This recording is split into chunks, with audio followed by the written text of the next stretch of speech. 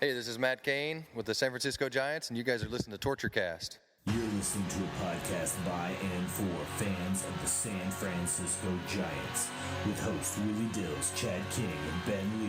Let's go Giants! Let's go Giants!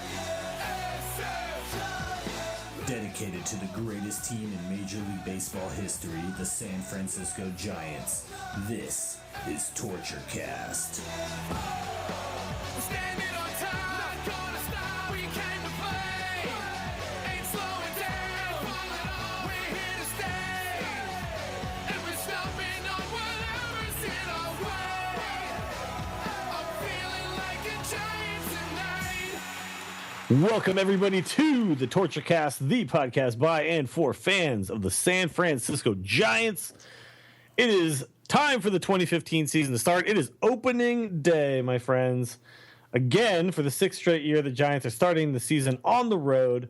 Seems kind of bullshit, honestly, because the Giants are the champions. This third time we've been champions and we open on the road. That's fine. We're going to plow through. We're going to deal with it. My name is Willie Dills, and we're super excited to get this going again for the start of this season. Usually we get to do this before the season actually starts. Unfortunately, this year, because of people not being able to make it to things, all that kind of stuff, we're just going to go ahead and do our season preview show right here on opening night. And I'm super glad to have two of my co-hosts here with me. First, we're going to introduce Mr. Chad King. Welcome back to the show, dude. Good to see you. Hey, the Giants haven't lost a game yet. Yay! Dude, the Giants are undefeated right now. It's amazing. And 5-1 right now. Spoiler alert for anybody listening to this live, which is nobody. Spoiler alert, Giants are 5-1 in the eighth inning. And got a guy on first with nobody out. Things are looking up, boys. And then, of course, we also have with us Mr. Eric Nathanson, also known as 2 Out Hits. What's up, dude? Welcome back to the show. I'm ready to see a repeat champion this year. Okay. It is an odd year. I mean, if we believe in the even year stuff, we kind of have to also believe in the odd year stuff, right? Or is that like, can you believe in one without the other? Can we break the odd year curse? I'm trying to not believe in the even year stuff just so we can see something happen in an odd year. What did we do in the odd years? Let's break it this year. Yeah, 3 nights ago, I actually had a dream, and I'm not kidding you. I had a dream in which they won this year, and I woke up thinking, 4-6, we are greedy motherfuckers. But then I, it was reality, and I realized, oh no. Let's wait till next year, 2016. But I mean, clearly 3-5 ain't nothing to sneeze at. But the Giants can hang around this year. I mean, I truly believe it. I don't think they're going to win the West, but I think they can hang around. It's what the mantra is right now already for this year, just based on what happened in the offseason. The mantra already is get to the playoffs and anything can happen, right? Yep. Because we saw the Padres up until yesterday. The Padres were still making moves.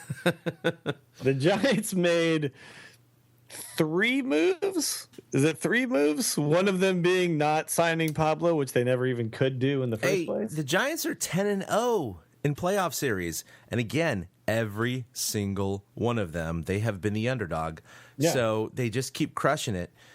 The only thing I can say is that the Padres are intimidating on paper, but they have not played together. So they haven't done anything yet. Yeah, we have no idea how they're going to be. In fact, I was watching MLB Network today, and they said over the last 10 years, as far as the collective popular pick for the World Series champion, there's only been one team out of the last 10 years in which the popular pick actually won, and that was the 2009 New York Yankees.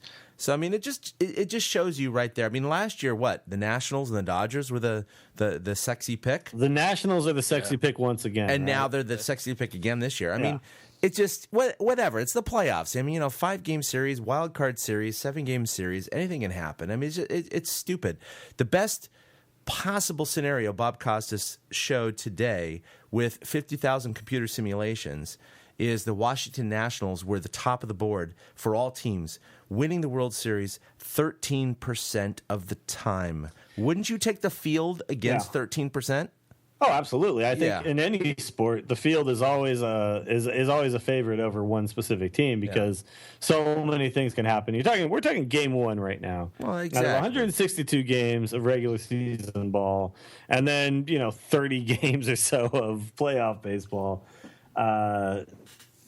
It's a lot of games you got to win. You got to win a lot of games. How many games like total can it be? It's like 20. 25. It's something odd. It's 1 5 7 7. Yes, that's 6 7 13 1 5 7 20. 7. So it's 6 20. so it's 20 20 games All right. maximum. Yep. So That's it. 20 games of possible playoff baseball. And the Giants absolutely proved last year that you can't. By the way, Duffy just got a base hit. Yeah, his first hit on opening day. You can't. His first Nice at bat. chop He's over batting 1,000, boys. Nice chop over Gold So Street. you can never ever predict anything when it comes to any sport. I mean, the Warriors are by far the best team in basketball right now. They go and they lose to the Spurs the other night, and everyone starts saying, "Oh, the Warriors are done. Like that's it. Spurs are the I got favorites friends now." who are Spurs fans saying they've won 38 out of 39. There's no way that Warriors can beat the Spurs. Yeah, exactly. Yeah. Who gives a crap that the Warriors actually took a few games off of them in the playoffs last year with a much inferior team? All that stuff aside, your point is very sound, and that is that even the favorite, and even in a year when maybe the favorite is like heads and tails above everybody else, you're still the dog when it comes to 29 other teams, right?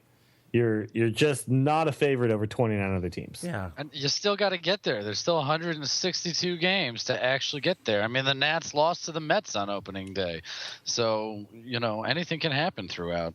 Yeah, the Giants win tonight. The Giants have clearly they're the best team, right? Like, that's just how it Clearly. happens. Yeah. Yeah. The Cubs suck because they lost, obviously. Yeah. Yeah, Lester's Well, the Cubs horrible. suck because they're the Cubs. Let's be honest. I mean, it's not their fault.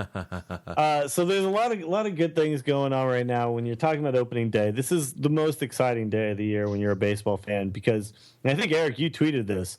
Why is opening day exciting? Because it means there's baseball tomorrow and the day after and the day after and the day like it's just. Guess what, guys? We have baseball now for the next 7 months. Like It's here to stay. We're good to should be a national holiday. We have 28 teams playing today. I took the day off of work because my kids are on Easter break, and I'm sitting here in my man cave with picture-in-picture, my computer, everything just playing all day long. It's just something you just relish every single year. Do I relish this in July or August? No. It's today. It's the first games of the year. It's just there's something about it. I can almost smell the grass. It's just something it's a rite of passage every single year. Even at 41 years old, every single year, this is just a very special day. It's just it's hope springs, new every year, and every single team thinks they have a chance, and it's just great watching all these guys come out knowing that every single team thinks they have a chance. It sucks watching you haven't gone on any 10-game losing streaks at this point. It right? sucks Like, watching you feel WGN good. games, right? In August, when the Cubs or the White Sox are 10 games out, you're like, let's go watch this guy, No one cares. And this is when it counts. This is when people care. Yeah, every single team right now can stake a claim to have a chance, and it is exciting. I like the fact that you bring up the fact that you're 41, like I'm 35. It's like a lot of things in my life right now. The fact that I fell off my skateboard the other night and jacked my whole body up. Oh no! I was like, I'm too old now for skating. I'll never be too old for opening day. Like to the end of my lifetime, I will be like a 90-year-old grumpy old man, but come opening day, I'm going to be as excited as everybody else, and it's going to be enjoyable. So that's what I think is like really cool about not just sports, but I think especially baseball. Baseball has that real feel of, spring training has happened. We've gotten to kind of get excited about young players we don't know, hoping people can make the roster, all that stuff. Minor leaguers that you never knew about that maybe are, doing their best to make a hard decision for the GM and the manager. And more than any other sport, baseball really provides that. So, this is the most exciting day of the year for a lot of teams. Obviously, for us, the most exciting day of the year was Game 7 of the World Series last year. But But in the new year, right now, we are at the apex of excitement, and it's funny because they crown a champion in college basketball tonight, and I don't think any of us cared. I did not care unless I literally if it wasn't for the don't fact that my care. phone alerted me that happened, I would not have even known. I honestly though I'm not a March Madness guy. I can't really be bothered. College basketball with the whole 1 year and then gone thing is just not interested anymore. You know, the older I get, the tougher I have it with college sports. It feels creepy to be rooting for 18 and 19-year-olds to run around like go that. little child, do things. Yeah. Go guy I've never heard of, as opposed to hey, at least I've heard of somebody like Matt Duffy. Yeah. You literally things can't like drink that. yet, but go ahead and Well, okay, but we'll get to this later, I think. But I think we can say, just because of the fact that we got to interview him and stuff last year, I'm super excited that Duffy made the team. Oh God, Oh yeah. I He mean, I was a great rooting for the interview, kid man. hard. The dude is awesome. He's a great kid, and he tore it up in spring, and he fully deserves to have done. And he gives us a lot of depth around the infield. So, really, really cool stuff that he made the team. I'm excited, and he got a hit in his first at bat. So let's all just Good stuff. real quick. I think it's actually in the notes later, but we'll talk about that because there's more to that and where we think the Giants are as far as a team. But so opening the season on the road in Arizona.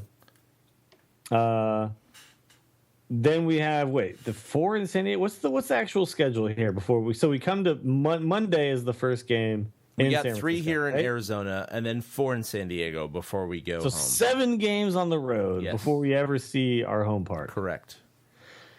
Is this like a problem? Why is this happening to the What- They You know, former requested. champion? They Yeah, requested. The they Giants have requested themselves it. Request it every year. They Really? have, especially after the World Series. What is the purpose championships. of requesting to To open the notice- season on the road? To put off Yeah.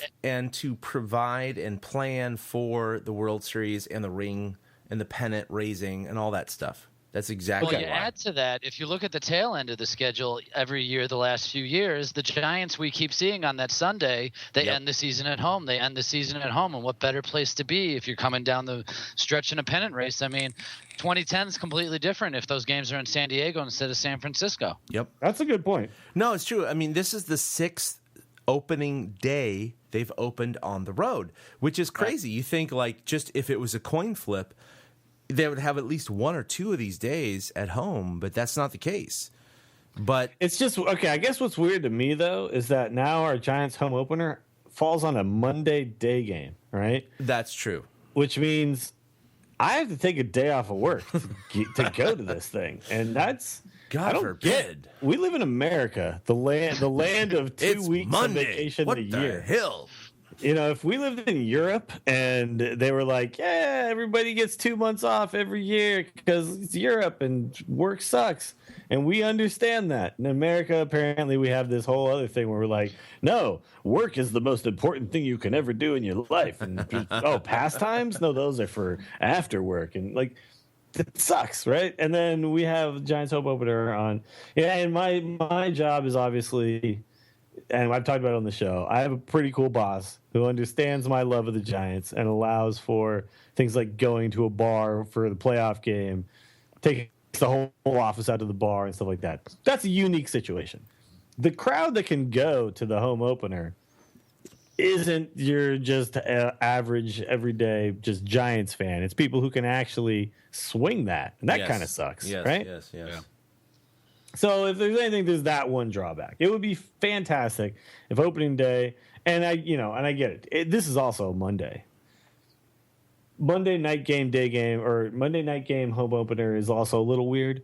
I would love to just always see it be Saturday, Sunday. That's when the season starts. That's just when it starts. That would be fantastic. Take the weekend, but- and then boom, baseball time. But yeah, they requested the delay for this home opener, and so it is what it is. They're going to raise the pennant on that Monday, and then the following Saturday, they're going to have the ring ceremony. Of course, And we don't that's, know what that again, design is going to be. Again against the Diamondbacks. And is that also replica ring day?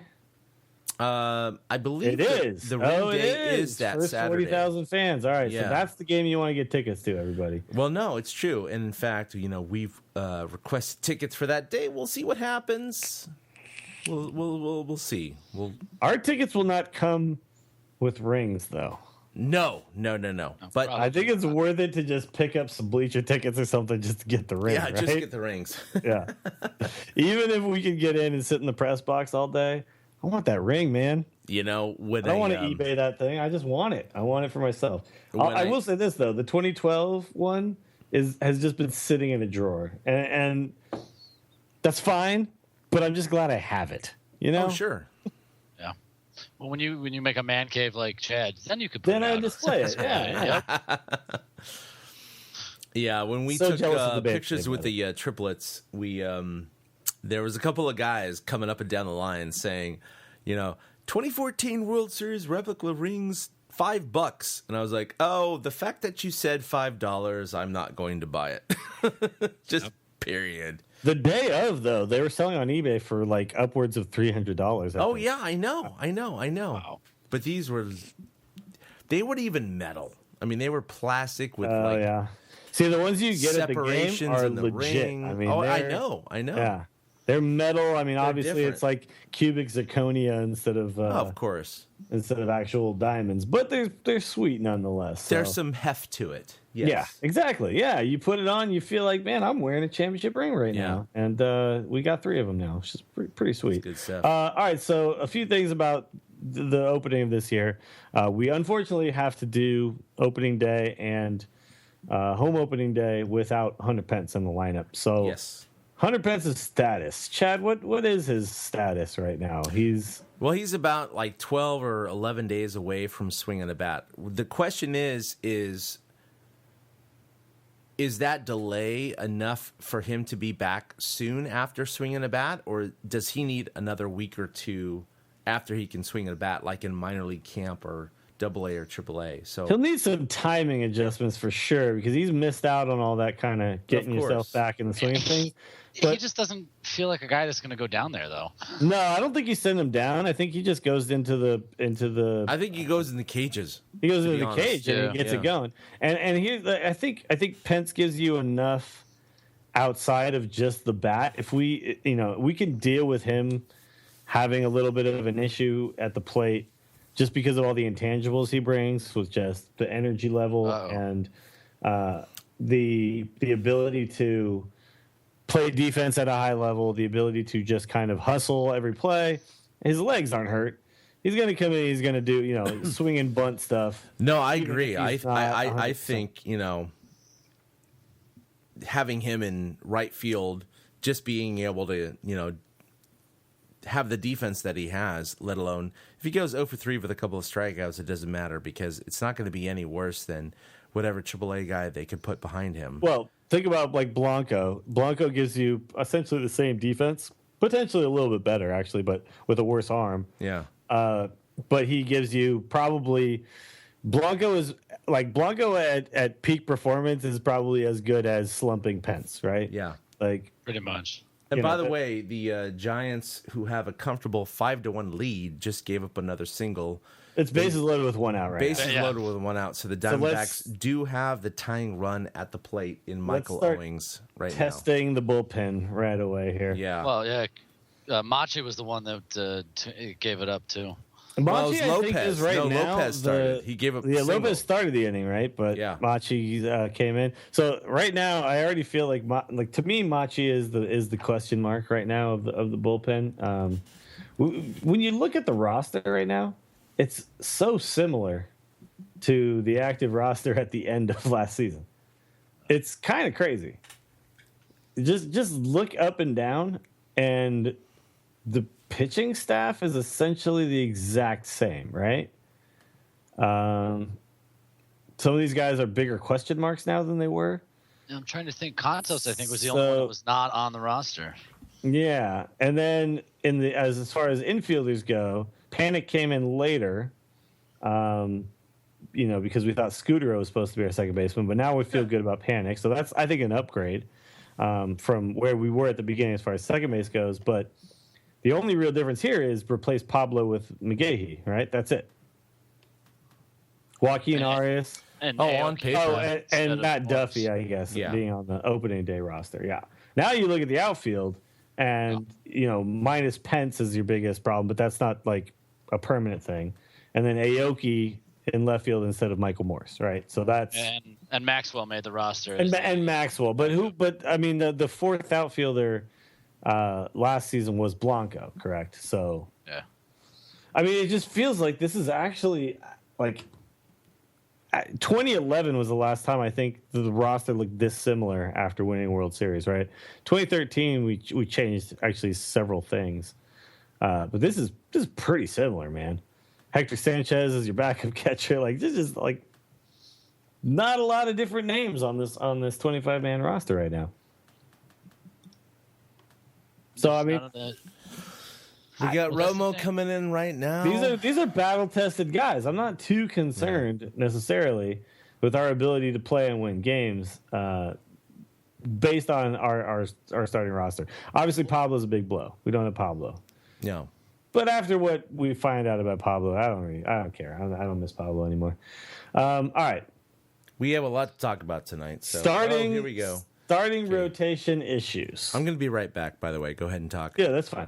Starting rotation issues. I think this is where you could say, yes, we got all these same guys back, but there's some question marks here, right? It's huge. Yeah. So even at the top, which I think we had a little bit of dispelling of what you might be nervous about with Bumgarner after pitching so many innings, that he came out and he was Bumgarner tonight, essentially. He was. Well, were you truly though concerned about that? I got to be No. honest. Everybody talks about that, and I wasn't worried about that one bit. I mean, the guy's 25 years old. I mean, I'm not concerned, Uh-oh. but I know that. Is that Uh-oh. out of here? Okay. Oh, it's off the wall.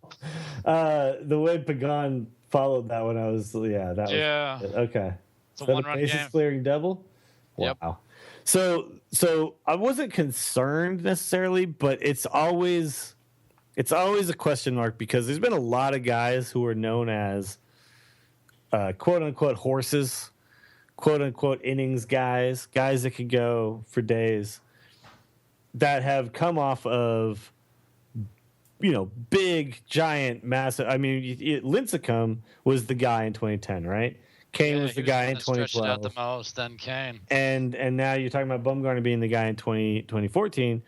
Now, each time those guys fell off the season after because of maybe not necessarily how many innings they pitched, but just for whatever reason it was. So there was a legitimate concern. I'm not going to say that I was like concerned because of the makeup of Bumgarner, but I'll say I'm concerned just because of the history of pitchers who pitch a lot of innings. Yeah, but I don't know. With the 5-man rotation, Bumgarner feels like the only assured thing at this point, which is really kind of scary in and of itself. So your most assured thing is the guy who pitched more innings than anybody else. That's what I'm saying. It's like that's a little bit sketchy right there. I again though, like to me, Bumgarner strikes me as the kind of Clemensy type of guy who just kind of whatever. I just go out there and do it. Minus the performance-enhancing drugs. But, like the guy who just doesn't give a crap about how many innings he throws. He's got it. It's in his arm. It's in his body. He's just a big, hefty dude. Guy's swinging axes all offseason, apparently. So obviously I missed something huge in the game. Oh, yeah, the ball went off the wall, and all of the runners who were on base are now back in the dugout. So I guess you can say that the bright side is that it wasn't about 3 feet higher. Oh my, it was close. The way Pagan turned around, I thought it was gone. Yeah, it could have been a grand slam. So Yeah. And then you followed up with a little Goldschmidt action, right? So that's got to feel pretty good. It's just one of those things. It's just It's not Lincecum, though, so it's fine. No, but 5-1 lead in the 8th inning with 1 out. It's very frustrating if the Giants don't hold on to this one. But they still have the lead. So And it's funny because we're sitting here talking about how we're concerned about this rotation, and the bullpen's sitting here. The bullpen is the one shit in the bed right now, yeah. Yeah. I mean, I mean, the Diamondbacks, I think the Diamondbacks have been, for the last few years, a team that can put it together offensively at any given moment. So you just hope Romo can stay sharp here. And that was pretty good. He just struck him out. So, all right, here we go. All right, so let's talk about the starting rotation outside of Bumgarner, and your big question marks have. So okay, Lincecum's a question mark because he's Lincecum, and he's had several bad years in a row, right? He's had some positive, some positive moves in the offseason where he, got back with his father, had some good outings, all that stuff. He's still a massive question mark, regardless. He just is. Then you talk about Tim Hudson. Probably his last year, right? Yeah, pretty much definitely his last year. Yeah, he's going to be 40 in July. So how much are you going to get out of this guy for a full season? Huge question mark. Peavy, not very old, but definitely in the tail end of his career, right? Big question mark. Now he gets scratched for a start. Even bigger question mark. Now we talk about Cain. It's not even for the thing. Peavy had a dead arm, and that's not even why he got scratched. It's something with his back. Yeah. So, arm aside, now you have your back. How can you really push off correctly, do all the things that you need to do correctly, all that kind of stuff? Then the last thing that happens today, Cain has to go get an MRI. No explanation. Nope. On any of it. Just out of the blue. Is this just precautionary? Is this we know he got the surgery done, he got the bone chips taken out, all that stuff. But the sudden MRI on opening day, so suddenly we've got Bumgarner and a whole bunch of who the hell knows, right? Yeah. At this point, Lincecum feels like the most second solid starter. Yeah, he really does. He's the smallest question mark right now. Yeah.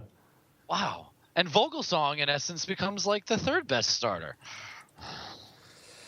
Vogelsong is now starting in place of Peavy. Yes, so the Vogelsong pickup was actually pretty crucial at this point. Well, yeah, it looks like we need depth at that spot. They kind of have 7 starters right now, and it's already proving to be a positive because Peavy apparently has a stiff back, so Vogie's going to go. And if Cain can't go, I'm assuming Petit's going to go. So now going to go minor league. Now that's the other question that I have. Why is it that Petit isn't the one getting the call here? They're talking about going to probably Heston. They'll probably bring Heston up. Yeah. I think the reason is because they want to Heston keep had a strong Petit. spring. He did, but they want to keep Petit as the swing guy, and they don't want to burn him out so early. Because if you throw Petit in the third game, and then you send Hudson out there, and You Hudson have no gets long knocked guy. out early, you got nobody to eat up innings. You got no long guy. Exactly. Yeah, and I think he's worried about burning up Petit, by July. God, So walk. It strikes me. Okay, I get what you're saying, but it strikes me as a little bit of. It's a wild card. You're throwing a wild card out with a guy who I think he pitched twice last year. Did he pitch twice last year, or was it the year before? He pitched twice last year, I think. And he's just an unknown, right? Oh, Heston. Yeah, Heston. He is, but it's also April, and I know every game counts. Yada. All right, so Bochy's going Affeldt here. Yeah. Which I believe in. I believe in this move. Okay, so everyone, Giants had a 5-1 lead at the beginning of this inning. Looked like everything was, there wasn't going to be a problem. But, of course, this is Giants baseball. We are called TortureCast for a reason, and here we are. We are torturous. So the Diamondbacks have scored 3 runs this inning. They now have runners on first and second with 2 outs. They have a lefty coming up, so the Giants are bringing in the lefty Affeldt. So 1 base hit could tie it up. So here we are. Basically tie it up, but also you get this one guy out and you're moving into the 9th inning, and then you're talking about bringing in Castillo. Yeah, I know. So this is a huge at bat obviously coming up, and I think the Giants are going to have a lot of huge at bats coming up. But 5-1 in the 8th inning. It's just one of those things where throughout the season. Obviously, if they lose tonight, it's just a 1 game kind of thing. But These are the kind of games they need to lock down. A 4-run lead in the 8th inning, they cannot lose, period. I mean, any team cannot lose this. So this is not like, it's the first game of the season, just shake it off. No, fuck that. They need to lock down 4-run leads is the Giants, in Chad. the 8th inning, okay? Have you been paying attention for the last 6 years? Yes, and that's what I'm saying. This is But if this was October, it'd already be locked down. That's the fucked up part about all this. Well, that's Yeah, true. That's true. But you know what? It's an odd year, right? 2011 and 2013, they did shit. They shit the bed. So they need to do this. They need to lock these games down. 1 game, 2 games, 3 games can make the difference. I'm just saying that they won't. They won't lock these down. They will always have this issue. This will be the thing for the entire year. And I know that sounds I bad, know. but I know. this is the makeup of this team right now. This That's why is we're the team, called Torture It's Cast. gonna have to. This is the team that's going to squeeze by. And then if we get to the playoffs, That's crazy, right? You're thinking 5-1 with Bum on the mound Yeah. in the 8th inning. We're like, okay, we got this. Oh, 5-4. So 2 now runners on. it's probably like a pinch runner on first, so that a single maybe scores. Yeah, this is nervous time. Right It's here. shit like this that just pisses me off. All right, let's move into prediction time. All right. We got 3 big questions here. This is preview of the season. 3 big questions. 3 questions are: will the Giants or will the Giants not make the playoffs? Question 1. What place will they finish in the West? And how many wins will they finish with? So let's just go down the line, and let's go ahead and answer these 3 predictions and try our best to give reasoned and reasonable reasons behind them. That's a lot of the word reason, but you know what I'm saying. You're not reasonable. Yeah. Who wants to start? I'll go. All right. Let's do it. Because Eric. mine seems to probably be the most off base. Well, you seem you seem like I'm just looking at these. I'm like, thank you. I need somebody to have a positive outlook on the world right now. Well, I think yes, they make the playoffs because Okay. I think they finished first in the division after. Oh my God, I hit him. Oh, it's a foul No, I hit ball. the bat. It's a foul ball. Suck it.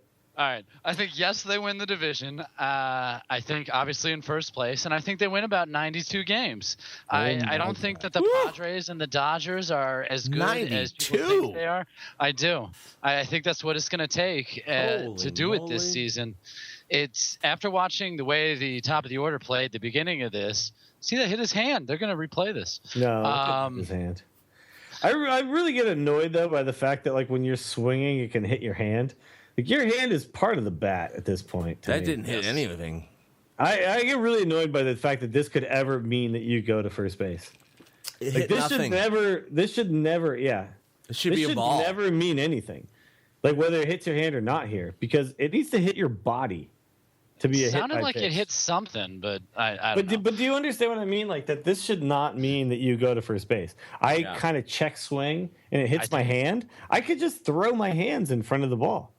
That's stupid to me that works that way. We had a girl in softball last week who swung at a pitch that was at her face, but it hit her face on the swing, and they awarded her first base.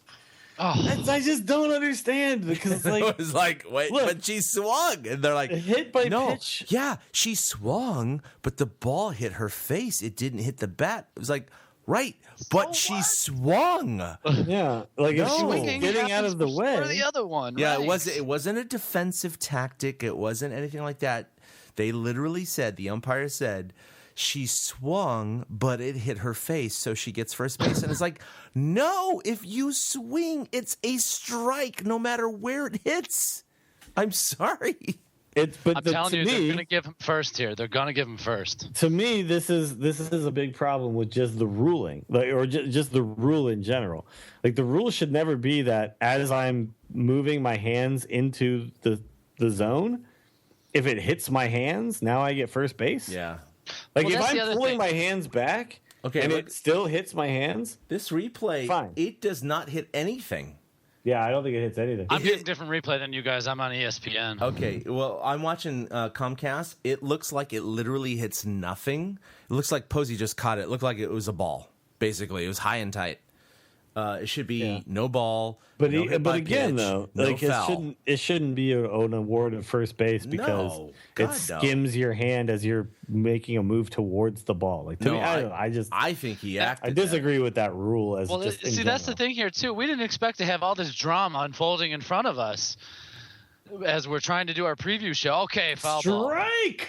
Oh, they called a strike. Really? Oh. All right. Wow. Okay, now All right. look. I didn't think it was going to be a hit by pitch, Okay. but I don't think it was a foul ball either, or a check swing. I really don't. But who cares, man? Here, we'll Yeah, take they it. got the call. Anyway, Take it. okay, We'll let's take go. it. All right, so Chad. All right. Sorry, Eric. So you said first regress. 92 wins. Yes. I think they're gonna 92 wins, and I think they're gonna win the division. And then from there, honestly, I'm gonna take it a step further and say they repeat. I'm gonna be that guy because Do it's it, like man. you said earlier. If they get in, they know how to win, and there's just no counting against them. I know that the playoffs are a crapshoot and blah blah blah, but the Giants are the teams that have defied those odds. They're the people that have said, no, we understand how to handle these short series, and not having to deal with a stupid wild card game or anything like that by actually winning the division. I think they can steamroll through once again, kind of like 12. I know they had to come back at times, but yes, he got out of it. But do things like that.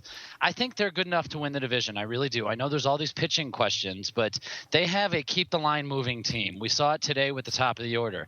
Aoki and Panic, and it was Pagan today. They it's like No, they a really thousand do. paper Yeah. cuts. Yeah, it's like 1,000 paper cuts. It's like they just keep attacking and attacking and attacking. Some days they'll have 8 hits and 1 run. Some days they'll have 8 hits and 5 runs. And, they'll obviously win those games with the 8 hits and 5 runs. And I believe in the bullpen, regardless of what's happened right now. I think they're good enough. I think that people are overestimating both LA and San Diego this season. It's like we said, what has San Diego ever done? They haven't even had a winning season since 2010. Bud Black has not shown that he can do anything necessarily. And I still think Don Mattingly is a crappy manager.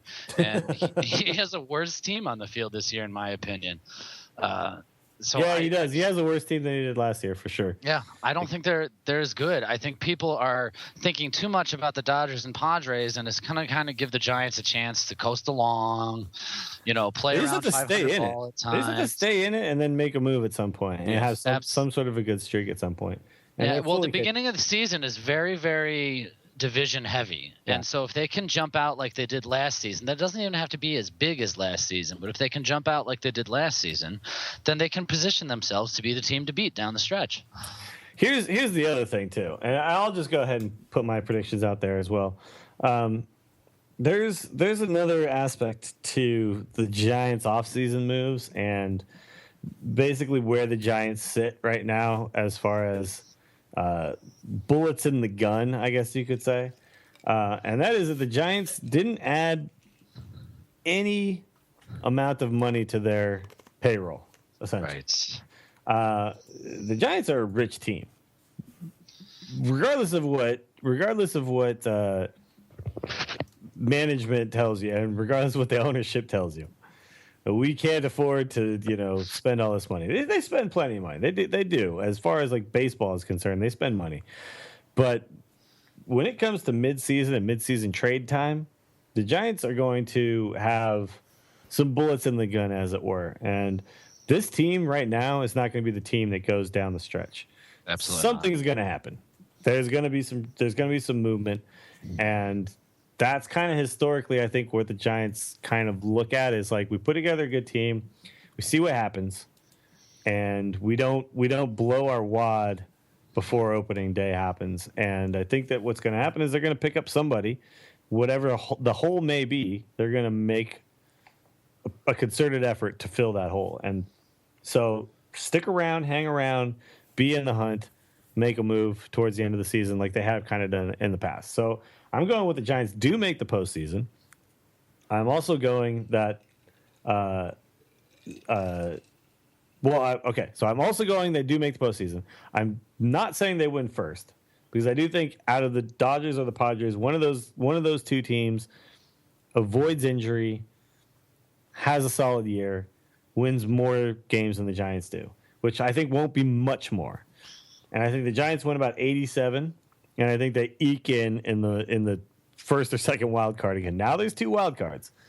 87 can actually do it. I know that it took 88 last year, right? But I think there's a lot of parity right now in the National League outside of a few teams. And I think 87 can actually get them in, and it's going to be eke in again at the end. And then it's just a matter of, do they do it? Does the magic happen at the end like it did last year? And I think absolutely it can. I'm not going to predict another championship, but I'm going to predict another run, and we'll see how that goes. So there you go. 87 is my number. I think it actually works out for them as far as getting into the playoffs. Chad, you do not have such a positive outlook, my friend.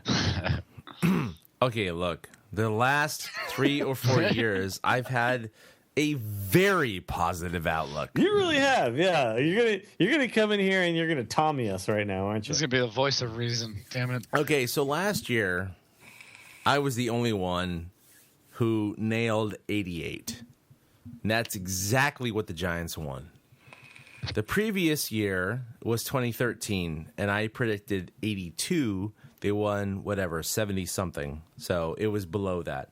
The previous year before that, I predicted 92, and Danny and Thomas from Giants Pod laughed in your face. Laughed at me. Wow. Laughed at me. When we recorded live Not that at he's holding a grudge or anything. AT&T Park. And what did they do? They won nailed it. 92. So the last 2 out of 3 years, I have nailed the exact win total. And I was low when the Giants were low. In fact, they were lower than what I predicted. So You know what though, Chad? An octopus has nailed things before when it comes to like the World Cup. The World Cup, exactly. No, you're absolutely right. So, in my completely, unintelligent, not whatever, I'm going with 84 wins. I don't think they're going to do it this year. It's an odd year. God, that just feels sad. I know. I'm so tired of this odd year crap. I'm usually the positive guy. Don't get me wrong. But look at tonight. I mean, they haven't won yet, of course. They haven't lost yet. But point being, I just think they're going to have some troubles this year. And 84 was chosen before I heard about Matt Cain and, Jake Peavy being pushed back and all that stuff like that.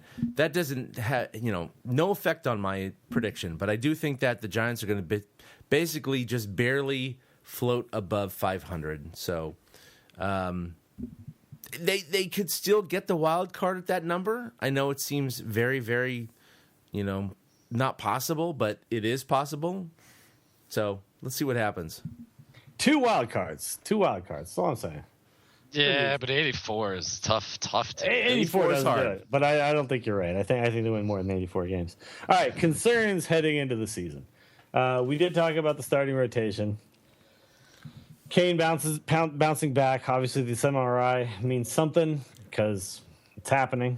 There's obviously no reason for it to be happening, but yeah. So Vogie, Petit, how do those guys fit in? You think we end up having to go to one of those one or both of those guys Right away. Yeah. Well, we've gone to one right away, but Yeah. Vogie's going for, Peavy right now. And if Cain is hurt, there we go. sad. Sad to think about. Right off Cain the bat. better not be hurt. The whole rotation is going to be fluid all year long, and I think Vogie is going to be able to put in like 20 starts.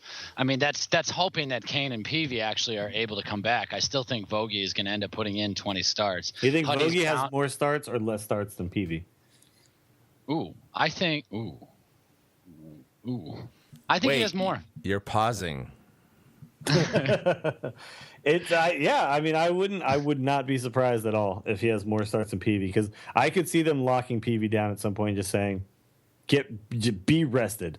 Whenever you come back in whatever role you come back in, we need you to be as healthy as you can be in your current state as a human being, Because Peavy is coming off 2 long postseason runs in back-to-back years. He's the only guy. And on the also staff. he aged kind of quickly or something at some point. Like, it's not that like he didn't age quickly, but like not everybody has the ability to pitch until they're in their 40s. You know, it's tough, dude. It's tough to do that. Not a lot of guys have that rubber arm, and he's just he's to me he's a question mark, and he's going to be a question mark, even if he's like healthy for a while. At any point, he could get shut down. You know what I mean? Well, Hudson's the same concern because I mean, absolutely. he kind of hit. Yeah, he hit a wall last season as well. I mean, he started off fantastic, but you remember towards the latter half of the season, Huddy was not. No, he was a liability every single time he went out to the mound. Yeah. Yeah. This is where I think you talk about that midseason move. This is where I think that's going to come into play. All right, you know what? Rotation sign Randy Johnson again. Randy Johnson is at the game tonight. He grabbed his shoulder. Just throw him in there, man. Throw him in there. He's fine. He's good to go. He threw the first pitch tonight and grabbed his shoulder afterwards. Oh, really? Yup. What is he, like 47 or something now? Like he's something like that. Isn't he going into the Hall this year? Yeah, he's in the Hall. So, and he should be. The guy definitely should be. Absolutely. He's one of the last like dominant pitchers for an extended period of time that we've seen. I don't think we see guys like him anymore. You know? No. Like they're like once in a lifetime kind of guys now at this point. Like it used to be that there was 3 or 4 of those guys going at any given moment. You know? And not anymore, man. Not anymore. It's kind of sad. Like there should be like what happened to the human race, where suddenly like guys can't throw that many pitches anymore. Pitch counts. That's what happened. Do you think it's pitch counts? You think they just let guys go 200 innings, just like Juan Marichal it up again, and just? Well, I think the fact that people pay so much attention to pitch counts nowadays, and the other part of it is when kids are identified as somebody that could be somebody with somebody with potential.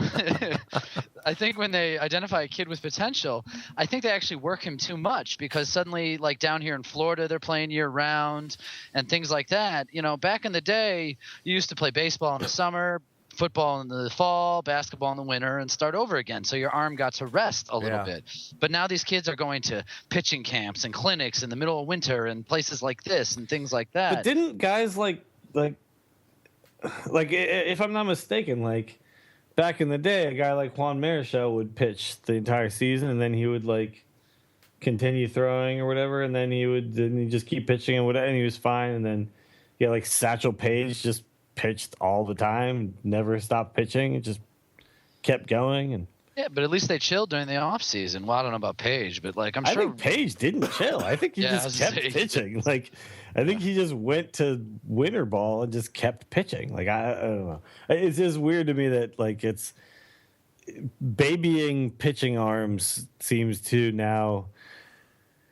Okay, so I guess what it is like you baby a pitching arm, and 95% of the time you get a longer career out of them, but you get less guys like Satchel Paige. Right? Yeah, because you don't let the guy who can do it. The thing with the Giants, though, is Rags has talked about it. There was a great article a couple weeks ago talking about it, how they don't have the Giants pitchers work in the weight room as much as maybe other clubs do. Because when you're a pitcher, it's not necessarily about strength training. It's about flexibility and things like that. And flexibility, arm speed, mechanics, all that kind of stuff. If a guy has an arm problem, you don't want him to grip a baseball, because that's just going to exacerbate the problem. And, you know, we've never seen Lincecum have an arm problem. Bumgarner, I mean, still young. He hasn't. Hudson, I mean, I know he's new with the team. He hasn't had an arm problem. No, he's been fine pretty much. Yeah, like all of his injuries have been like weird, like my back or my toe, like some weird thing. It's like it's never the arm, right? It's just always been the other stuff. Right. You know, that's the thing. And with Peavy, he's had this dead arm, and I don't even know what the hell a dead arm is really considered. I mean, does that mean that the guy just doesn't have it or something like that? That's why it goes back to your original thought with, is Vogie going to start more than Peavy? I think Vogie's going to be in there for both Peavy and Hudson at different times, and there's some pitcher that's playing for another team right now that's going to be on the Giants staff come July. By the way, Vogie's going to be this kind of a backup guy as 37 or 38-year-old? Yeah, but he doesn't have as much wear and tear on his arm as other guys. Yeah, but he's pitched. I mean, he's 37. Okay. I mean, he still pitched when he went to Japan and stuff, right? I mean, he didn't stop throwing. Like he just wear and tear. Yeah, I get, and like there's a weird thing with like all sports where it's like, are you getting the wear and tear? Like, are game minutes, game pitches that much worse for your arm, or is it like all of the things combined? Right? Game pitches are somehow like worth so much, like they just kill your arm so much faster than just using your muscles just in general. It's a weird thing. It's a weird thing when you think about it. Like talking about the Warriors, right? We always need to like sit Stephen Curry. Yeah. But does that mean like Stephen Curry's not like doing sprints or practicing or like No, of he's course just not. sitting around? Like game minutes somehow, like at 1 minute in a game saps your energy this amount. Whereas like lifting weights or something doesn't. Like, it's just a weird thing. Come to on, me. look at Mad Bum last Mad Bum's playoffs. You know, wielding an axe in the offseason, doesn't give a crap. He's like, what's up, man? had nothing to do with anything. Yeah, he's like, look, I'm an athlete. This is my body. My body does this. I'll just, Yeah. am I going to just, now I just like lay around all I off like season? Carho clothes. Like if you just lay around all off season, I do chop nothing, shit. Yeah. you won't be stronger come next season. You're going to be weaker. You got to continue You're to a work the body. pussy if you're not like me. The Braves of the 90s Yeah. had their guys throw Get there. balls, right? That was the off-season regimen. It was continue to have them throw balls, not have them sit around and wait for the season to start because somehow every pitch taxes your arm X amount. All right. The Giants have 1 out in the 9th. Up Went by out in the 1. ninth, and we got a closer on the mound. So Yeah. we'll see if the And he's on my the closer fantasy holds team, true. so I got a double. Oh Those my first God. 3 pitches looked really good. He had This two good benders, and they shattered This is it back. slightly off topic, but fantasy baseball needs to change. Yeah. In a It's, lot of in ways. its current incarnation, it is not good, and it doesn't ever overtake. I turned down about 5 different I did too. fantasy baseball I teams. just do that my people wanted one. me to join. I just do one. I ain't got time for no one got time for that. No Like, one got time for that. I gotta set my damn starting rotation every single week and figure it out. And then if someone I gets injured, floated- I gotta whatever, man. I don't want to know that. Yeah, I floated the idea of a torture cast league. I didn't get any real response from it. I and I was can't like, do screw more it. than one. I can't Yeah, do I've more got than my one league. I'm good. I think we could probably do a TortureCast football league Yeah. because football that'd be a is good football and it's fine, and we could definitely do that. But baseball is just too much of a time. All right, we got Can't 2 do it. outs. 2 outs. All right, let's talk about the power outage. The power Yes. outage that the Giants currently seem to be. Hey, look, Sabian, We're not experiencing it Bochy. No one is saying, "Oh yeah, don't worry about the home runs." No, everybody is acknowledging this. So Yeah, who hits home runs on this team? Posey? Posey's like a 20 home run yeah, guy. Posey at the and most. Belt and a Belt's couple a 15 to 20 guy at the best. and a couple at his sprinkled best. around. I mean, no one I think expects Belt's home gonna runs break from these out. guys. Oh, Belt could go 30 if he stays healthy for an entire season, right? I think 25. Easily. I think 25. But what I'm saying is, like, just in general, he hasn't been that guy yet. There's no other guy on the team who's going to hit more than 15, right? Like, Pence could go for 20 easily, and he probably will. Well, yeah, I gonna think miss some Pence is time, 20, Posey 20, Belt 20 to 25. Other than that, that's it. That's it. Yeah. No one else. So the Giants now are an offense that relies on Gaps. get him on, get him over, get him in. That's Yep. that's the And they- offense now. That's Well, what they and- did tonight. That's fine. That's what actually. You they've can done score tonight. 5 runs without home runs. You know, easily. obviously Chase Field has big gaps, just like AT&T Park, and that's what the Giants have to rely on. They have Yeah. to shoot the ball into the gaps. They have to have hit and runs. They have to have Chad, I think your contacts. TV is coming through. nope. It is definitely muted. What is it? My TV's not on. Well, something's coming through. Oh, nice. I'm hearing something. You're hearing a Giants victory? Is that what you're Yeah.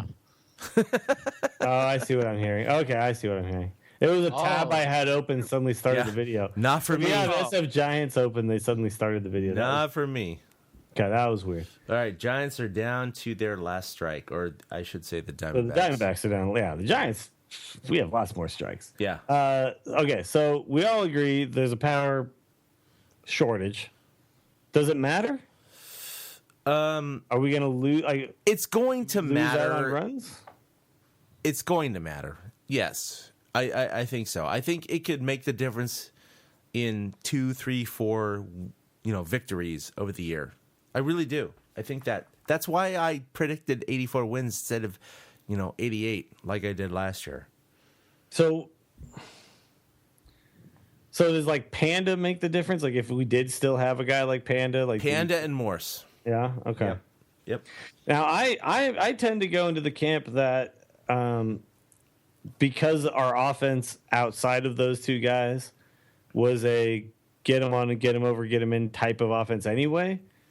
I don't think we actually go down in runs. I think the ability of guys like Aoki and McGahee to still give us positive offensive outputs. I think we score around the same amount of runs. Honestly, I agree, in but the end. Aoki and McGahee's averages were basically what Sandoval and Morse's were, but they also had more. Yeah, RBI but they also and more Giants home win. runs. So they also run better. Oh, there you go. and Giants win.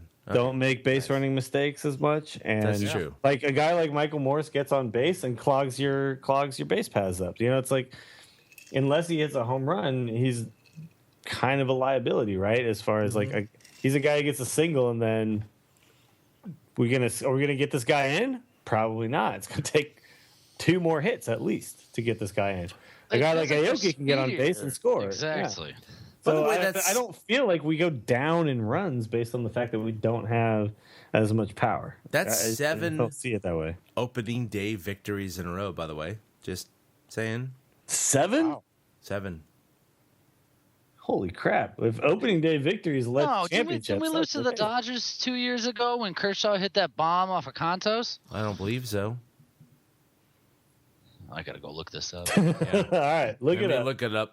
All right, let's talk about the Giants' depth. We have a few more things to go over before we get out of here. Giants' depth. So Duffy makes the opening day roster. Pretty big moment for his career, I think.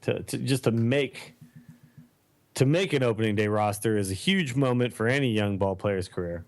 But I mean, the guy was around throughout our playoff run. He's a World Series champion now. Yeah. I believe in the Duff man. He had some big hits in the playoffs down the stretch, all that. So, how do we feel about the depth of the Giants? I mean, we look at our bench and we still are featuring guys like Arias. Who's the kid in the outfield now? Maxwell, Justin. Maxwell, yes, okay. And Sanchez is our backup catcher. How do we feel like? So, Eric, how do we feel about the depth? Are we I'm concerned about actually depth? I'm a little concerned because I think all the depth is there already. I know we have depth at the catching position with Susak. That's a total not worry. And by the way, they did lose to the Dodgers 2 years ago 4-0. Damn it. Nice try, Chad. Though you can revisionist history all you want, but and then Wait, Duffy, no, I love don't the- have that here. I have last year they won 7-3 against the Diamondbacks. 2013, 1-0 win against the Cardinals. Nope, 2003 4-0 loss to the Dodgers. Kershaw got the win. Contos with the loss. I have That was the year 2012. Kershaw homered. What? Okay. Yeah. This is baseballalmanac.com. Wow, they're wrong. 2013? 1, 2, 3, 4, 5, 6. This is their 7th home opener, or I shouldn't say home opener, season opener win in a row. They have not lost since 2008 against the San Diego Padres, 8-4. Nope. You remember Bum pitched like a gem, and then Contos came in, and Kershaw hit one to like dead center field. I sent the link in the instant message on the Skype thing. yeah, I hate I baseball gotta go with Eric on this one because this is April 1st, 2013, and I actually remember this game because Kershaw essentially like single-handedly beat the Giants. Yes, absolutely. I totally remember this game. Really? Yeah. Yeah, he hit a home run and pitched a shutout. Really? Yeah, he pitched a shutout by himself. Baseball Almanac is failing me. Yeah, Baseball Almanac is it's a pile of garbage, man. Pile of hot garbage over there. Wow. You gotta go Baseball Reference all the way, man. All right. I don't know who the depth is behind the guys that are there right now. Maxwell's our depth right now. So Pence comes back. They got to get running one of the bullpen guys at that point. So Maxwell stays on the club. What happens when Ishikawa comes back? And then what happens if does Ishikawa stay with the big club or not? And behind Duffy, I mean, who the hell is there? Adrians has been designated for assignment, and he might not clear waivers. Yeah. He might not even be with the club anymore. And we, you brought up that there's no more Gary Brown in the outfield to hope to come up. What if Angel Pagan goes down? Then Blanco has to start again. What if Aoki starts, doing nothing and he has to get pulled from left field? So then you put Maxwell out there, who's a hot and cold guy. I worry about their depth. I really do. I feel like if a couple of injuries happen, it could absolutely kill them, which is coming from the guy who picked them to win the division in the World Series. So I make no sense. What injury would be the biggest blow to the Giants? Outside of Posey, because we know that would be the biggest, Posey would be the biggest blow. What player that goes down is the player that causes it? Okay, all right. I feel like with Brandon Belt going down, though, Ishikawa could come in and be fine. He's not Belt, but he's fine. But I think it's revisionist, I'm 100% on board with your concerns right now. Like, I'm 100% on board with these concerns. We get any massive injury, I think, there's some that are more impactful than others, but I think any day-to-day player goes down for any significant amount of time, and the Giants are suddenly a much worse ball club. Even if it's like McGahee, right? Which I think would be the guy that would be maybe the least impactful. Actually, Brandon Crawford might be like the most impactful out of the infield to me, because you lose so much defense. You have to throw like we don't have Adrianza, right? So like, who plays as good defense in the shortstop position? Yeah, Duffy would end up at short. You're right. Yeah, Duffy would be at short, and I believe in the Duff man, but There's a lot to believe in. Yeah, that's it really is. The guy was in Double-A last year. He looked great in the spring. Yes, good for him. He got his hit here, but he's really still a relative. He's a fantastic story. Great kid, works his ass off. Still relatively unknown. Yeah, playing like anything more than 50 games or so, that you don't want that out of Duffy. We want pinch hitter Duffy, pinch runner Duffy, spot defensive replacement Duffy. Right? Yeah. That's what we want, and hopefully that's what we get. So I definitely think that we talk about the starting rotation as a big if. Depth is a big if as well, because every team is going to have to deal with, at some point, some sort of injury. It's just the nature of the game. It's 162 games. You can't get away with everything. All right. The funny thing is, this felt like this was a concern last year, and then look what happened. So Sure, yeah. All of this can be like mitigated with a really good trade in the midseason as well. So. All right, are we sad about Gary Brown? Gary Brown was designated for waivers. He had no more options. We've been waiting for the kid for a while. He's no longer a kid. He's a 27-year-old man with a ton of promise that never was fully realized. He has now been picked up by the Cardinals. I believe if the Cardinals actually do get him, they still do have to jump through a couple more hoops, right? Like, that's how it works? Yeah. So, but he's a Cardinal now, essentially. Like, I think so. Yeah. Yes. Yeah. So, are we sad about this? I mean, there was a lot of promise there, but it never was. The guy was fast as hell, and defense was never a question. He just couldn't hit. Couldn't hit at this level. Everybody. Like one of those guys is like quadruple A, right? Everybody thought he was going to be the next, Randy Wynn or Brett Butler. But, well, he wasn't even quadruple A, actually. Let me. He's like a double A guy who had to be at triple A because of how much skill he had in a lot of other respects, right? Couldn't ever hit. Couldn't hit. Do we care? I mean, are the Giants outfield in about 2 to 3 years would have always been ago, I would have been shocked. Yeah. But like now, no. Thought that he'd be featured on the big club in a few years, right? And then there's never a place never really opened up for him, and not only that, I don't see a place ever opening up for him. He's like a center fielder, leadoff guy, who needs to be able to like take walks, bunt himself on, hit a couple of like ground balls through the infield, just hit like 280, and he's a plus player, right? Yeah. But he never could do it. No. Eric, are you sad? Are you sad about this guy? No, I never was really overly excited about him. I don't know if it's because I'm not in the Bay Area.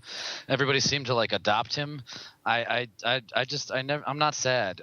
The only positional player, I guess Posey's the only positional player I can think of that was a first round draft pick lately that developed into something. The Giants are better at drafting Pablo, pitchers. We got yeah. What round was Pablo picked in? Because he wasn't. He's an international signee. Oh, that's okay. So to me, it was Gary Brown and Posey were like the last two like big like okay, we got some guys here that are gonna come up. Well, I guess that's a Cain, Lincecum. Right, pitcher, Right. pitcher, Bumgarner, pitcher. Yeah. So we always kind of got like these pitchers we were really excited about who ended up coming up pretty quickly, became part of the big roster pretty quick. I mean, Cain, Lincecum, Bumgarner, all those guys came up pretty damn fast, right? Gary Brown was this guy who was supposed to come up and be like the next big thing. He was going to be a big threat at the top of your order, and he never failed at defense. He never failed at anything. He just couldn't put the bat on the ball. Like to me, he's like a Shearholtz type or something, like where it's like, love the guy, amazing at some points. I remember some of the games he actually did play in last season, and if he'd had like a little more like just a little more ability to hit the ball, I think he would have found his way onto the club as just the fourth outfielder. And he would have been a fine fourth outfielder, but his numbers are just bad. Like they're just bad.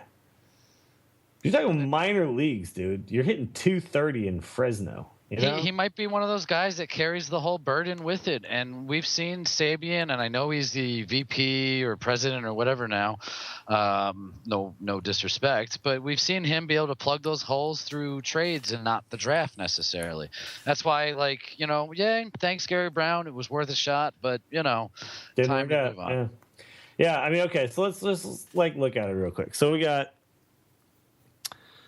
last two seasons in Fresno, 2013, 2014. He hit 231 in Fresno in 2013. That's just not going to cut it ever. And then your OBP is only 286, right? So, like, sometimes you can get away with hitting 230 if you can just, like, draw walks, get on base, do something. He wasn't able to do that. He did hit 13 home runs. Okay, so 2011, at A+, he hits 336. 14 home runs, 80 RBIs. It looks like, here we go. Then it just completely shits the bed from there on out. And it's like, I feel for the kid because he's now perennial minor leaguer Gary Brown, right?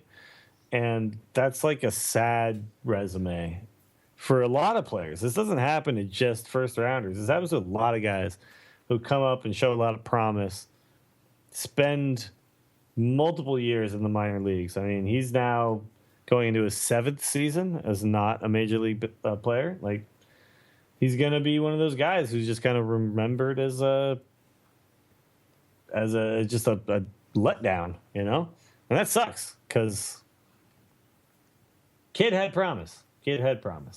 Well, so many people were touting Gary Brown as the next savior, the next Randy Wynn, the next, Brett Butler, but it's not to be, and, God forbid he does well with another team, but, right now the Giants just don't have any room for him. So he doesn't have a spot anyway. And I do hope though that he does find some traction in St. Louis because, they just lost a young, very exciting prospect. Yeah. And it'd be cool if he could somehow find a way to turn that around for them. I mean, that would be amazing. So I still rooting for the guy. I hope he doesn't come back and beat us, but whatever. Yeah, but it's not like a horrible loss just because he didn't make it. It's just like, okay. Yeah, it's just time to just cut our losses. It didn't work out. And like with anything else, had the Giants not won 3 in the last 5 years, we'd be singing a completely different tune right now. We'd be like, we need him. He's got to be the guy to turn that corner. Yeah, but they've won just 3 give and him 5, a chance. So right. So, but they've won 3 and 5. So we don't, it's just not as. Don't matter. It's good to be the king. Yeah, it is nice. Yeah, it is real nice. All right, let's move on to some sad news. This happened yesterday, actually. Lon Simmons, longtime broadcaster for the Giants. He actually broadcasted for the Niners, for the A's for a time, I think he actually played baseball too, didn't he? Didn't he play Yes, he did. Okay, I'm gonna look up his. He played for the Phillies. Look at this. Pitched briefly in their minor league system. Oh my God, his Wikipedia page is him playing pool. Could I love you anymore, Lon Simmons? That's pretty awesome. Could I love you anymore, Lon Simmons? All right, so Lon Simmons was 91 years old. Passed away yesterday, and he was a guy who was. I'll say this: I was young when he was old, right? So I don't have if you're talking about a guy who's like in his 50s or 60s or something like that, like Lon Simmons is your guy, right? That was around for your heyday of being a sports fan and everything like that. But I remember as a kid, he was the voice, that low baritone, super smart guy, and I remember seeing him a few times when we actually started doing some of the press stuff. He was hanging around. Big, tall guy, even as an older guy. Just a really cool guy, just a cool cat. He's he's like the prototypical to me broadcaster, right? Like the smooth voice, the handsome looks, big dude, intimidating figure. He passed away, and he was a gift to the Bay Area, I think, as a broadcaster. So it's sad to see him go. I don't have some big moment that I remember. I remember listening to him on the radio, but I don't have some big moment where he got me in or whatever. But he's a legend here in the Bay Area, and he passed away recently, and then it's really sad. Do you guys have? I mean, Chad, you probably have a lot of memories listening to him on the radio and stuff. But Eric, were you familiar with his work? Was he a guy that you listened to a lot? I was familiar in the sense that I've heard it looking up archival stuff and things like that. I didn't realize he was the one that had made that famed wrong way football call with Jim Marshall. And I had heard that 1,000 times. I had a CD that had, great sports calls. It had the, Giants win the pennant call and stuff like that on it. And that Lon Simmons call for, he's running the wrong way was on that as well.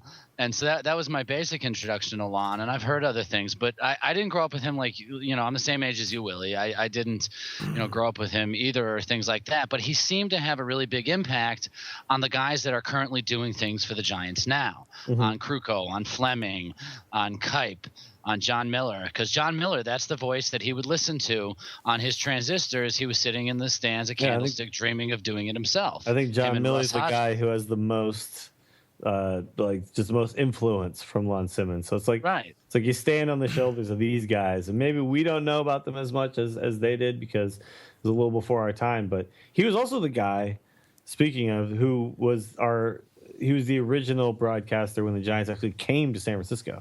Yep. He was the guy. So yeah, that's a legacy. For me, Lon Simmons is right up there with Hank Greenwald. Listening to both of them in my youth was just, his voice is just, there's so many memories that I can come up with, along with Hank Greenwald. And in 1996, I, paid a little money, participated in the Giants fantasy batting practice, and hit against Vida Blue, and played catch with him, and Tito Fuentes, and a couple of those guys.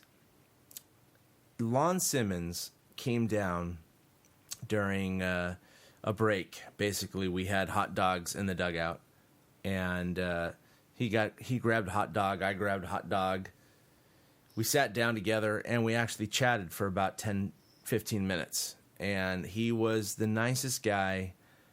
You know, it was really weird sitting down with a guy that I admired as a child and as a teenager, listening to broadcasting Giants games and 49er games and A's games, of course, too. You know, I was familiar with him with Bill King, but to sit down and just talk to him about Giants baseball and the lore and all the people that he had met, you know, obviously Roberto Clemente and Willie Mays and McCovey and, you know, all these people he's been with through all of his career. And I had that kind of condensed into a 10-minute conversation. He was the nicest guy in the world. He did not blow me off. He had no idea who I was, but he was sitting there with a hot dog with me, chatting it up with mustard all over his face. And the fact that he, you know, just, 4 or 5 weeks ago, I listened to KNBR. They had him on the Murph and Mac show, I believe it was. And he was down in Arizona where he retired. And he was talking to them, and he had all of his faculties. I mean, he's a guy who had everything together up until the last moment. I don't know what took him from this earth this past, couple of days. But the fact that he lived his life until the age of 91, did what he wanted to do, and lived his life to the fullest in a way that I completely respect. He is one of the greatest guys that, I've ever known in terms of having that tangential touch. Just something that I could say, I knew the guy for a brief moment. He is a solid, complete human being. And I just wish all the best to him and his family, because what a soul. What a great human being. I had a lot of respect for him once I found out that he retired and just was like, I'm just going to go to Hawaii and play golf every day. Like, if that's how you've done it, if that's what you get to do at the last few years of your life, you just won. You won life, dude. You did it. He won life. He did win life. Good way to put it. Yeah. So Lon Simmons will miss you, man, and just glad to have had you as a part of the San Francisco Giants legacy, and just really, really sad to hear that he went, but can't feel too sad. The guy he had 91, baby. You go to 91 and you're still going strong at the end. That's how I think any of us would want to go out, right? Hell like yeah. I don't want to be a sad state by the time I leave, and he was not. He was definitely not. So he leaves behind a fantastic legacy, and a lot of people were clearly influenced by him. KNBR has been nothing but Lon Simmons all day. I listened to it on the way to work. I listened to it at lunchtime. I was listening to it throughout most of the day, actually. And he clearly touched a lot of lives around the broadcasting community around here. And it's a community that I really respect, and I obviously. So good on him, and he'll be missed. All right, let's move on. Let's talk about. We'll skip this. All right. The news was Sabian. Sabian is now the new VP of some shit. What? Baseball operations, right? What is it? Is that what it is? I think he's the president. He's the president? So there's president of everything. Yeah. President of stuff. He's the guy who's in charge of what actually happens as far as baseball is concerned. That's his job. You've got your ownership, but when it comes to who's actually running the team, as far as who's on the field and everything, he's the guy, right? That's it. Yep. Bobby Evans is now the GM. What does it actually mean? Bobby Evans has been like working under Sabian for a while now, and does this mean Bobby Evans has the final say? No, Not a bit.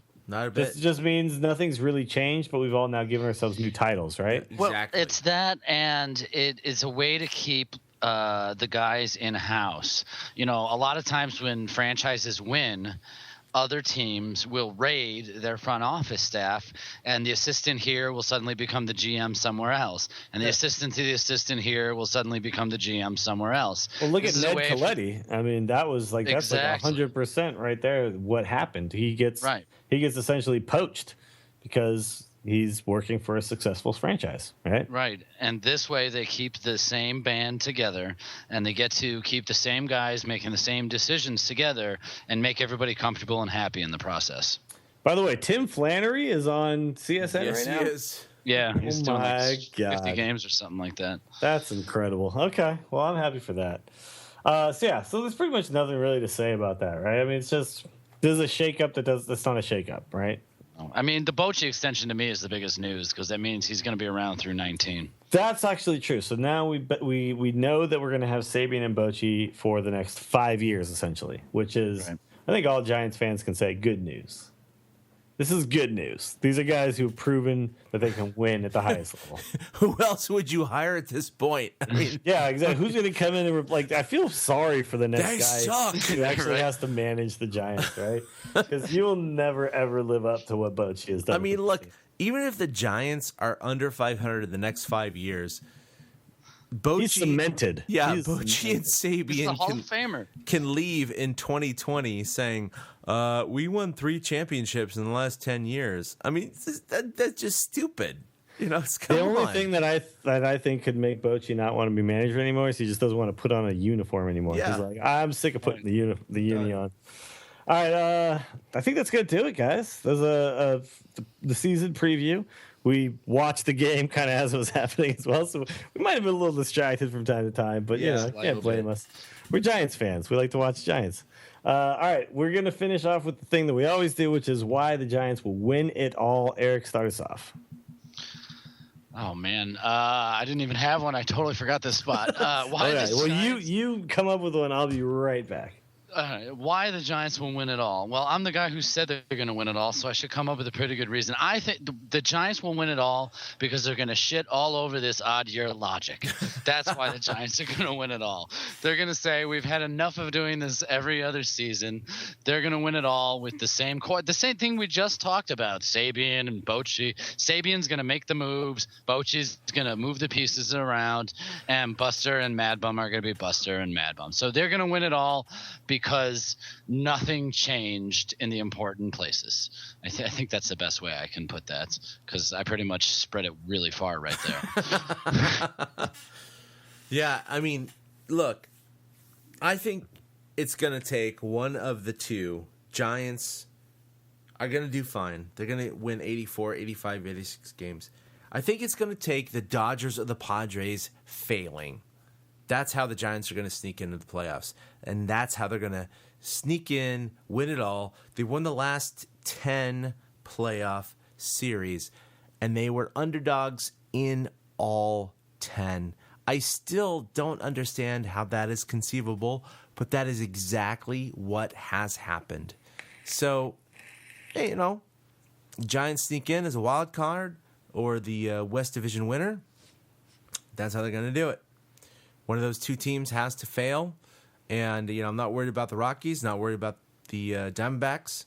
It's going to be, the Padres, I think, that have to take a few wins off the Giants' potential for the Giants to do what they're going to do. Sounds good. I'm going to go with the Giants are going to win it all because of Buster Posey. Nice. I think Buster Posey is coming off of a slight down year, a year where he got more and more tired as the season progressed. And the final picture of last season, where Bumgarner has essentially carried the team to a championship, and Posey buries his head into his manly chest and looks done, just destroyed, and couldn't have gone another inning. I don't think Posey ends the season that way this year. I think Posey ends strong this year. Posey is a special ball player, and you can never count on a team that has a guy like him on the team. He's like it, you know. This could be like his swan song is like a catcher who's at the top of his game, because I don't know how much longer you can do that as a guy who carries a team, carries an offense, carries a pitching staff, all that stuff, you know. That's just got to tax your body, but he's still young, you know, and he's still good to go. But he has the most impact of anybody on this team. And on the defensive end and on the offensive end. And I think Posey's going to have a fantastic year, and he's going to carry this team when the team needs it the most. So there you go. Hell yeah. All right. That's it. Episode 1, well, episode 82, but episode 1 of the 2015 season is now in the books. The Giants are 1-0. So clearly we're just going to sweep the whole season, right? Undefeated. We came in today undefeated. We left today undefeated. And, all we got to do is make it to Bumgarner's next start, and we'll see what happens. All right, so enjoyed hanging out with you guys, as always. Of course, my name is Willie Dills, here with Chad King and Eric Nathanson. The absent Ben Lee, hope he's feeling okay. Hopefully he'll be with us soon. But thanks, everybody, for listening.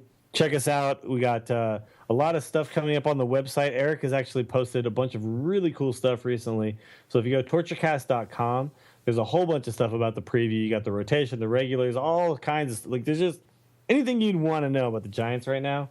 He's written about it. And go check that out, torturecast.com. Read his stuff. It's very, very good. Follow us on Twitter. We are at TortureCast. You can also follow us individually. I am at Willie Dills.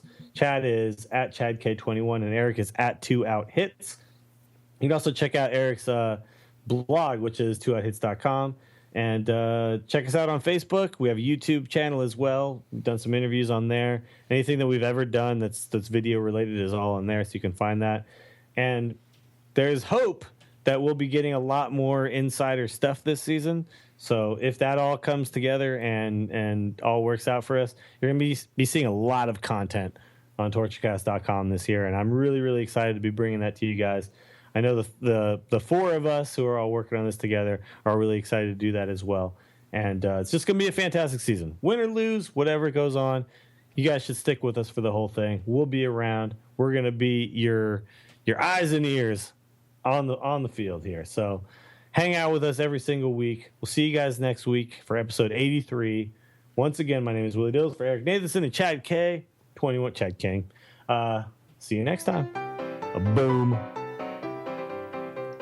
A big thank you to everybody for listening to the TortureCast, the podcast by and for fans of the San Francisco Giants.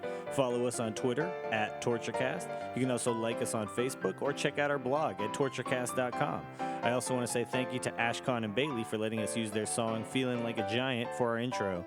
For Ben Lee and Chad King, my name is Willie Dills, saying we'll see you next time.